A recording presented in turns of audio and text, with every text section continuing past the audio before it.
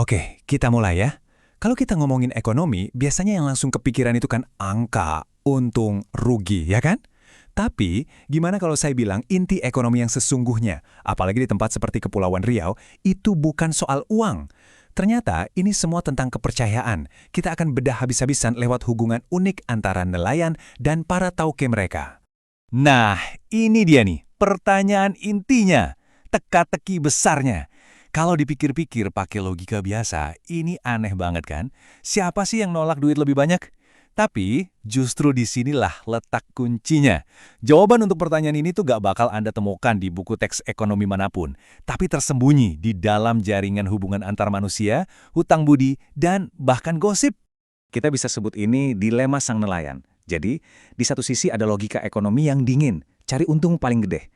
Tapi di sisi lain, ada realita kehidupan sehari-hari, hubungan jangka panjang, reputasi di kampung, dan ikatan personal. Kira-kira, mana yang lebih berat timbangannya? Coba deh kita lihat perbandingan di layar ini. Yang kolom kiri, pilihan rasional, itu persis seperti yang diprediksi oleh para ekonom. Tapi di dunia nyata, di dermaga, yang terjadi itu yang kanan. Kenapa? Karena ini bukan cuma soal transaksi jual-beli ikan hari ini aja. Ini adalah soal investasi kesetiaan, semacam jaminan buat masa depan, terutama pas laut lagi nggak bersahabat. Kok bisa begitu? Oke, mari kita kupas lapisan pertama dari misteri ini, ikatan budi atau ikatan pribadi. Ini adalah sebuah kekuatan tak kasat mata yang nggak akan pernah muncul di laporan untung rugi, tapi justru jadi pondasi dari semua transaksi yang ada. Nah, konsep kuncinya disebut keterlekatan relasional. Kedengarannya agak ribet ya, tapi intinya sebetulnya sederhana banget. Setiap keputusan ekonomi, kayak jual ikan gitu, itu nggak terjadi di ruang hampa. Keputusan itu melekat pada sejarah hubungan personal kita. Jadi nelayan itu bukan berbisnis dengan perusahaan tanpa nama. Dia berbisnis dengan Pak Budi, yang anaknya mungkin satu sekolah sama anaknya dia. Dan ini bukan sekedar teori loh. Tauke itu bukan cuma mesin ATM berjalan. Dia itu orang yang bisa jadi bantu bayarin biaya pernikahan anak nelayan atau nolongin pas ada keluarga yang sakit. Inilah yang melahirkan utang budi. Ini bukan hutang uang yang bisa dilunasi, tapi ini hutang moral. Sebuah ikatan batin yang jauh lebih kuat dari selembar kertas kontrak manapun. Tapi ceritanya nggak berhenti di hubungan satu lawan satu antara nelayan dan tauke aja. Ada kekuatan lain yang lebih besar yang ikut bermain, yaitu seluruh komunitas desa. Ini membawa kita ke konsep kedua, keterlekatan struktural. Gampangnya gini, kalau tadi kita bicara soal hubungan personal, sekarang kita bicara tentang bagaimana seluruh desa itu seolah-olah mengawasi.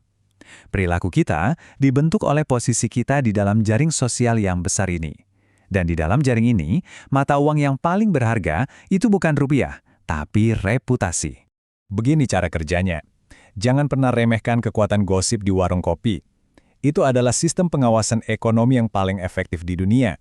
Kalau ada satu nelayan yang curang demi untung beberapa ribu rupiah aja, berita itu bakal nyebar lebih cepat dari angin laut. Akibatnya, fatal. Dia bukan cuma kehilangan satu tauke, tapi dia bisa di-blacklist sama semua tauke lain. Dia bakal terisolasi. Jadi poin utamanya adalah ketakutan akan konsekuensi sosial ini. Ini seperti penjara tak terlihat yang memastikan semua orang main sesuai aturan. Karena kehilangan reputasi artinya sama dengan kehilangan mata pencaharian. Titik. Oke, sekarang kita udah punya dua kepingan puzzle. Ikatan pribadi yang hangat dan pengawasan komunitas yang dingin. Nah, pertanyaannya, bagaimana kedua hal ini bisa menyatu dan menciptakan sebuah sistem ekonomi yang luar biasa kokoh? Disinilah letak kejeniusan posisi seorang tauke. Dalam ilmu sosial, dia ini disebut broker atau pialang. Kenapa? Karena dia berdiri persis di tengah-tengah lubang struktural. Coba bayangin, ada dua pulau yang nggak punya jembatan. Nah, si tauke inilah yang membangun dan menguasai satu-satunya jembatan itu. Dan slide ini nunjukin perannya dengan jelas banget. Di satu sisi ada para nelayan dengan ikan-ikan mereka. Di sisi lain ada pasar ekspor kayak Singapura yang butuh banget ikan itu. Tapi mereka ini nggak bisa nyambung langsung. Nah di tengah-tengah itulah ada si tauke. Dia jadi jembatannya. Dialah yang memegang kendali karena dia menghubungkan dua dunia yang tadinya terpisah. Jadi inilah inti dari keseluruhan sistem ini. Keterlekatan relasional, yaitu si hutang budi, adalah lem yang merekatkan hubungan. Sementara keterlekatan struktural, reputasi dan gosip adalah pagar yang memastikan nggak ada yang kabur. Yang satu jadi perekat, yang satu jadi penjaga. Keduanya bekerja sama dengan sempurna.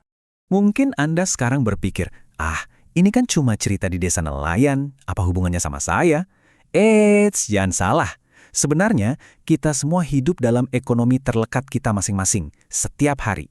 Coba deh kita ambil contoh ini. Anda lagi butuh motor bekas. Terus Anda nemu satu di marketplace online dari orang asing. Harganya 5 juta. Tapi, tetangga sebelah rumah juga jual motor yang sama. Harganya 5,5 juta. Anda pilih yang mana? Saya berani taruhan kemungkinan besar Anda bakal milih bayar lebih mahal ke tetangga Anda. Kenapa coba? Karena selisih 500.000 itu sebetulnya bukan kerugian. Itu adalah harga yang Anda bayar untuk sebuah polis asuransi yang namanya kepercayaan. Kalau motornya seminggu kemudian rusak, Anda tahu persis harus ketuk pintu rumah yang mana. Nah, itulah keterlekatan relasional dan struktural dalam kehidupan kita sehari-hari. Oke, sebagai penutup, coba kita renungkan ini deh. Aplikasi pinjaman online itu kan seolah-olah menawarkan kebebasan dari ikatan sosial. Cuma ada Anda dan algoritma. Tapi, coba perhatikan apa yang terjadi saat kita telat bayar. Mereka nggak ngirim debt collector ke rumah, tapi mereka menyerang reputasi kita dengan cara menghubungi semua kontak di HP kita. Jadi pertanyaannya, apakah teknologi ini benar-benar melepaskan kita, atau jangan-jangan cuma menjebak kita dalam desa digital yang baru dengan pengawasan yang justru lebih kejam?